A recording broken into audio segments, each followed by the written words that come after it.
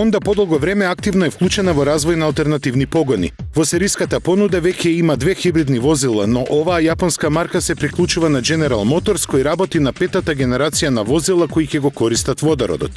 Во таборот на Honda тој автомобил се нарекува FCX, представувајќи ја иднината на движењето независно од фосилни горива, врвната еколошка ориентација и високи безбедносни стандарди. Новото возило има никелски батерии и лесна алуминиумска структура. FCX го користи водородот, резултатот со горувањето е чиста вода. Со ваквите остварувања во основа се менува ДНК-то на автомобилите. Моторот на внатрешно согорување, бензинот и основните механички склопови се заменети со горивни келии, хидроген и електрични системи.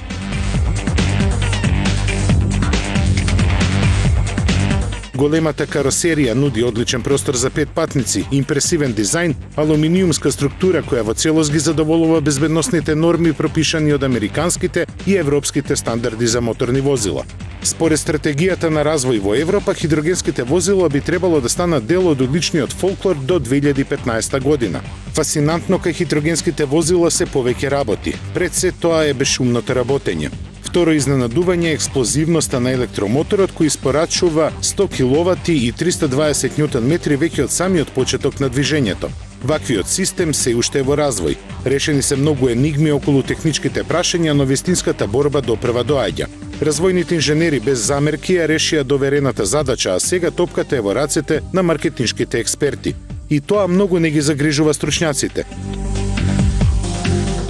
Вистински предизвик е инфраструктурата и обслужувањето на овој тип возила, бидејќи тие користат компресиран водород.